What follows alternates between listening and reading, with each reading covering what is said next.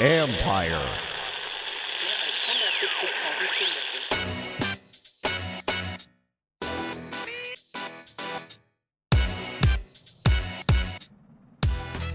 Catching up with an old friend and saying goodbye to another. What's up, everybody? It's Mike Jones. Thanks for coming back for another episode of the Football Jones podcast. You can read me at usatoday.com. Follow me on Twitter and Instagram at @ByMikeJones. And as far as the old friend we're catching up with, Trent Williams, San Francisco 49ers left tackle. Covered him for the first 8 seasons of his NFL career when he was in Washington.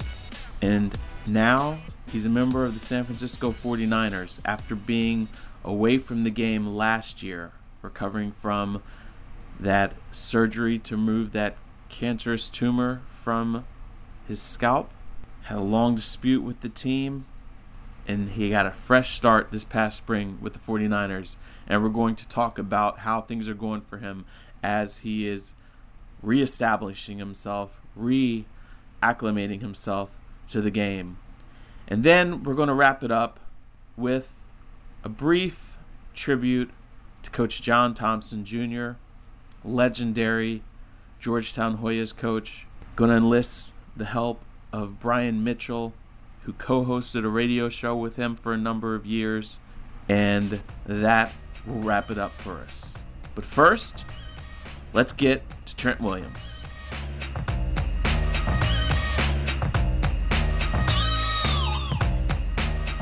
All right, here we are, and I'm happy to be joined by Silverback, Trent Williams. Trent, how you doing, man?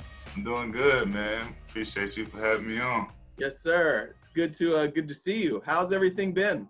It's been good, man. It's been good. Getting back in the swing of things. It's kind of eye-opening, you know what I'm saying? It's still knocking some rust off, but, I'm just enjoying the opportunity to be back on the field and just have a chance to, do what I love to do. Now, you always prided yourself on really intense preparations in your off seasons. But again, there's no shape like football shape. Mm-hmm. So what was that off season like? Because it was a weird off season here for you, with COVID and everything.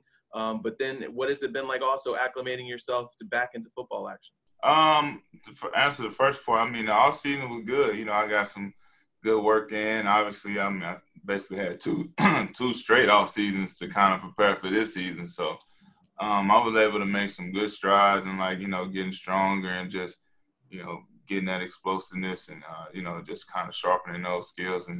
But, like you said, there is no shape like football shape. It's hard to get a 280-pound sled that, with the ballerina feet that, you can hit and kind of get yourself into shape. But, obviously that's not around. So, yeah, getting back into football shape was a little harder than I expected it to be. But, I'm glad that we had this up-tempo practice, up-tempo pace. So, I ain't got to worry about getting into football shape during the season. Gotcha. How long was this off season for you? Because your wait has been super long, like you said. Basically 2 off seasons. Didn't get to play last year. Then you had the whole off season, no OTAs. What was that like? Just that having to wait that much time once you had agreed with the 49ers. It was, to be honest, it wasn't that different because I really never go to OTAs anyway. So. But missing those mini camps, I really could have used them this year, and then I could have used OTAs this year too. So, it wasn't too different because I don't go, but I was really looking forward to going just so I can kind of, meet my teammates and get acclimated a little sooner. Gotcha. So once you finally got to meet those guys, as you guys are coming in there, I know it was staggered because you had the testing and everything, but what was it like, being just in a new organization, a new locker room, like you were? Yeah, I had mixed emotions. I was a little, nervous, not nervous, but some anxiety with meeting the new teammates, just meeting a whole new group of guys. It helped me because I was very familiar with the coaching staff, and a lot of those guys I've been knowing for the last decade. So, that kind of eased me into it, and this team just full full of great guys, people easy to get along with, great locker room. So, I'm blessed to have that type of environment to come into. So it kind of eased all the nerves. Given that you were ready for a fresh start, but you also have so many familiar faces with Kyle, Bobby T, Mike McDaniels, a lot of those guys. Now Chris Forster's there. Could you found a better fresh start than this situation right here? I don't think so. I think that this was probably the best destination for me. And, and it was my number one destination, the whole time along and, seeing where I would go and stuff. I was hoping that this opportunity would present itself, and it did. So I was very thankful for that. But, it was cool, though. It wasn't that bad, Uh-huh. I always thought, okay, the best place for you would either be there or the Rams because you knew the yeah. Oh yeah, it was. Yeah, it was hard. Me and Sean, we had some good conversations, and there was definitely interest there, and that was another one of my favorites on the list. So I was really in a win-win situation. And it was hard, kind of, having to let Sean down or whatever. Kind of. That was the hardest part, just telling him, hey, I think this probably be the best fit, But, he understood, was great about it. He made it super easy on me. He knows the business. I saw love for him. But, I think the Rams was another destination that was similar to the 49ers where I kind of knew everybody and kind of knew the offense already. Gotcha. Now, we know nothing is given, but you have for so long – you've poured a lot into football and you've just wanted a chance to compete to win. But there's always a reset after several years of Washington. Now you're in an organization that they're just coming off of the Super Bowl. They're really building something here. What's the feel like of that kind of an organization that you're in? It's different because they expect greatness. It isn't like, it's up in the air. Maybe if this go right and this go right, then we can kind of, have a great season, or, it's over here. It's a different aura of confidence, and, everybody expect to be great. They expect to win. They expect to be back in the Super Bowl. And that's, it's a different feeling when you go into a team. Everybody around this time thinks that they're Super Bowl contenders, but, to actually be on a team that legitimately is a Super Bowl contender, it definitely gives you a different goal to work for. Gotcha. Do you feel pressure because this is already a really good team, and they had a veteran guy there that now he's retired and you have to fill in right there but also elevate? What's that feel like?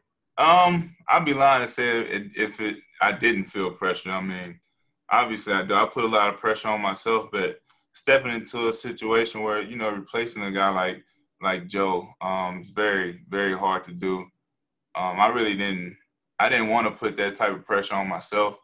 Because, I know Joe was much more than just an all-pro tackle here. He was, he was the glue in the locker room. He was the guy that everybody looked up to. He was the face of the franchise, for, a long time now, better part of, a decade and a half. So it's impossible to fill that guy's shoes. A lot of respect for him. Played a high level of football his whole career, all-decade team left tackle. I really didn't want to put that type of pressure on myself. But I do feel it, and, it is what it is. Pressure makes diamonds, and hopefully I never expect anything less on myself. But, I'm glad that everybody else is kind of looking at me. I enjoyed the light, and, hopefully I can thrive in it. What's it like seeing Kyle as a head coach? Now, I know in those practices, he would always run the offense and Mike would stand way off in the middle of the field. Yeah. But now Kyle's running the show. What's that like? It's weird, man. It was weird at first. Because when I left, Kyle was, just the offensive coordinator, and, he was just so cool, so down to earth. I was like, man, it's a real cool coach. And to see him in the head coaching role, it was kind of different. It took some getting used to, but man, I'm proud of him. Like, it's fulfilling to kind of see how much he's grown into, one of the best coaches in the league, and how he breaks the game down and how much he knows about the game and the knowledge he's able to spread into all his players, not just on offense, but on defense as well. And just the way he take care of his team, man, it's organic. There's no rah-rah speeches with Kyle. It's like, there's no hidden motives. He's up front, And I think players enjoy that and they respect that. Now, him, John Lynch, they are a package deal when they were hired, and they took care of them. What do you see from that partnership there and your talks with them? How has that been? I think they're a hand in glove fit for each other. Both really strong football minds. I think, it's obvious what John is. He's a Hall of Fame player. I think, his football knowledge is unquestionable. So, and having Cal's been in football literally since he was diaper. So, it's a hand in glove fit. Those guys are, they really feed off each other. They built this team inside and out, and they literally, not to be cocky or anything, but it don't really have any weaknesses. And I think that doesn't mean you win games, but they definitely put us in the best position to win games. And I think from their point of view, that's the best they can do for us. And I think they have done that. And, it's up to us. Now, from what you've been able to see so far, what has been the key to that success? Because it hasn't taken long. Obviously, nothing's overnight. But how do you think they've been able to climb and build the way they have? The players that they brought in, very seldom been any misses. I think every guy that they brought in and had high regard for is still on this team and still one of the cornerstones to this team. And you can go down the list. So I think that has definitely put them ahead of the eight ball just by, having the great drafts and having great off seasons and just continuing to build the team, to the way they want it, not just picking guys here and there. They really got the guys that they know mesh well and the culture that they wanted to build. I think it's all paying off. Obviously the work is not done, but they definitely put us in the best position they could. When you talk about, their picks, their acquisitions, what has it been like going against Bosa in practice? It's challenging, man. It's challenging. He's a very smart rusher. He very seldom gives you the same thing twice. He learns you extremely fast. He kind of picked up on pretty much everything I did within the first 3-4 days. So, for me that was challenging because I had to continue to mix it up. And then, not only knowing he knows you, the array of moves that he has, the explosiveness, how strong he is, it makes him a problem. And I'm just lucky to have him to be able to kind of whip myself back in the shape and whip myself back in the game type speed and really getting some of the best work I'll probably get, all season, at least top 5. I remember back when Arakpo was there, I always used to love watching those battles between you and Rak because you guys are both so physical, both so athletic or whatever. So when you get to go against a guy like that every day in practice, like you are with Bosa right now, as you said, it helps you knock off rust. But what has been, is that, I guess, that competition? Do you like that challenge? Oh, I love it. And he's bred the same way. He loves the competition. And, it's just good, clean work, man. And we're just constantly just helping each other understand, the mind of a defensive line, the mind of an offensive lineman, and what I see when he comes at me and what he sees when I come at him. And, that's the fact that he's able to articulate that, as being so young and being able to have in-depth, conversations of the intricacies of trench warfare, basically. To me, I was very impressed by that. And it usually takes talented rushers like that at least 3-4 years before it all comes full circle. Of course, they're all athletic. They all can rush the passer, but understanding the game inside and out is a different level of professionalism. And I think he's already there. What was that first time like strapping the pads back up on and for first time in more than a year? I was just grateful, man. It was kind of, emotional. Not that I was, in tears, but just knowing that, how long I've had to wait and how many obstacles was in front of me prior to, getting those pads back on. I'm just grateful, man. Grateful to still be here, and I just feel blessed. What do you want to prove to yourself, to everybody? We've missed you. Your fans have missed you. The game has missed you. But now that you're back, what do you want to prove to them? I just want to reestablish myself as one of the best tackles in the game, or the best tackle in the game. I think the time is now. There is no more looking forward to potential. In year 11, I just got to put it all together consistently. And I know I can do that, and I feel like if I do that, then I can get the respect that I deserve. That's crazy. Year 11. Can you believe that? I mean, it seems like your rookie press conference was just yesterday. I know, right? Season yeah. 11. Yeah, year 11 definitely sounds funny coming out of my mouth, but it's like crazy, man. I don't feel nowhere near year 11, and I'm just happy that I can be here at year 11, still in my prime and still, on the quest to prove how good I am, how good I can be. What do you think that if you look at your game, can you be better now than what you were last time we saw you? Just putting it all together: run game, pass game, screen game, just being more consistent, making my teammates better. It's always ways to improve in football. When you think you got it all figured out, usually when you have to go back to the drawing board and if you got to approach every day like there's something to improve, and I try to do that, and it keeps me motivated, keeps me focused. I'm never trying to settle on anything. It's going to be strange because you're not going to have fans in those stands when you go out there. This whole football season is going to be weird, but what do you imagine that first game is going to be like for you? I imagine being just like it would be if it was 100,000 fans out there. For me, I'm just grateful to be back. So I'm going to take advantage of it regardless of how many people is watching. And honestly, even though there's no fans there physically, the game, it's going to be millions and millions of fans watching around the world. And so that's still enough motivation. I think you see the intensity that the NBA guys brought with no fans there. And I feel like it's some of the best basketball we probably watched in a few years. And, so I feel like they can do it. We definitely can do it. When you agreed there, it didn't take long to all of a sudden the Instagram post, people had, put your jersey, in color, put you in the 71, red 71. Did you have to negotiate to get that 71 from anybody, or was it just open for you?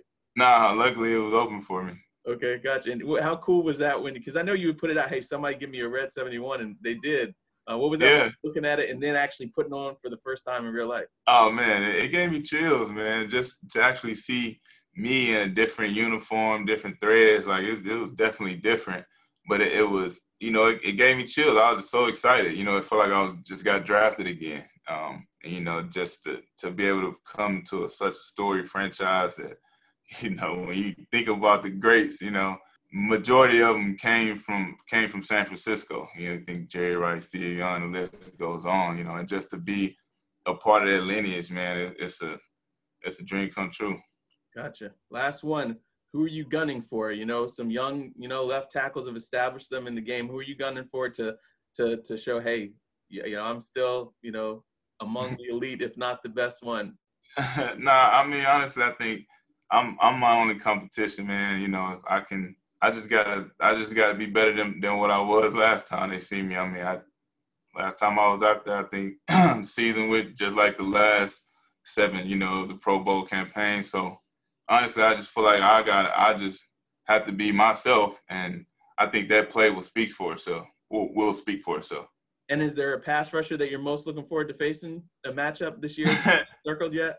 I don't circle any of them, but there's a list of monsters coming up, and I think week 1 is probably gonna be the hardest test with Chandler Jones, and not unlucky for me, it's gonna be twice this year, but it is what it is. I welcome it. It's another way I can kind of display my skills and try to reestablish myself. So a lot of respect for the guys that I know I'm facing, and I'm gonna go do my best to try to do my job, which is to kind of eliminate that threat, Good deal. Well, I know you've got a busy day. I really appreciate you giving me some time, man.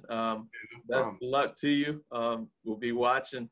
Sure. I appreciate it, Mike, man. Good seeing you again. Yeah. That was our talk with Trent. Really, really interested to see how things go for him. I think he's going to have a good year. He's obviously fresh.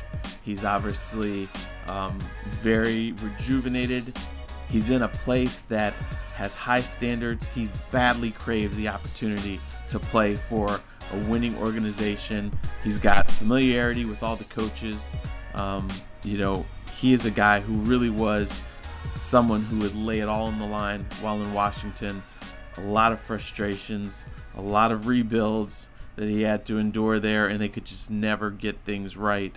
And things obviously ended there in a way that nobody wanted, nobody envisioned. But now what matters is he's got a fresh start with the Super Bowl runner-ups. He's going to do everything in his power to help them get back to the Super Bowl.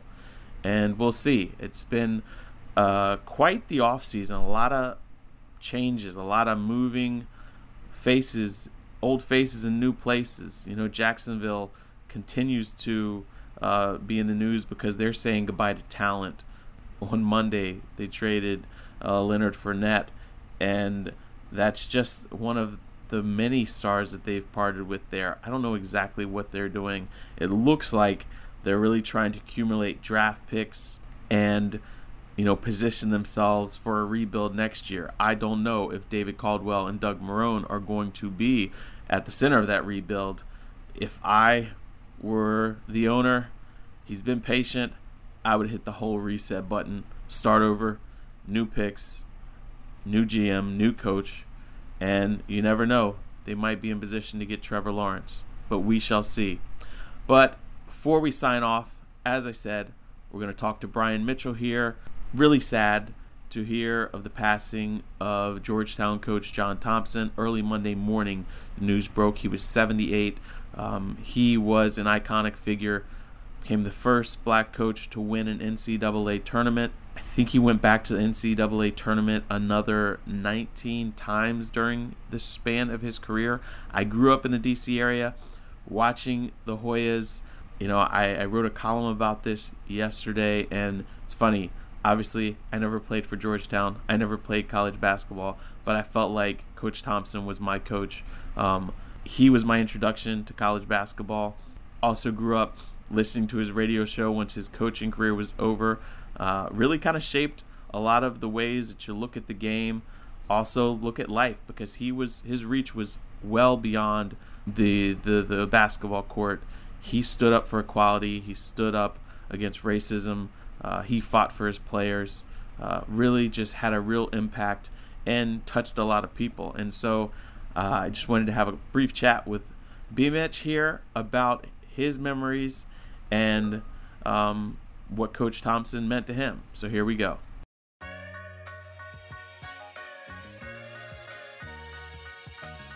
What did Coach Thompson mean to you? And do you recall what it was like when you first met him? My first time meeting Coach, let me just say this. There were a lot of misrepresentations of Coach Thompson that was out there.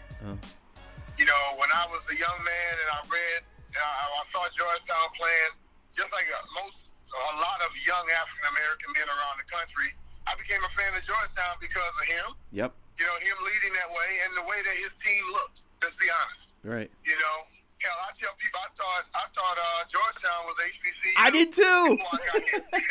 You know, and then I get here and I meet him and I'm looking at him and, you know, people were talking about how mean he was and, you know, the white media wrote he was racist.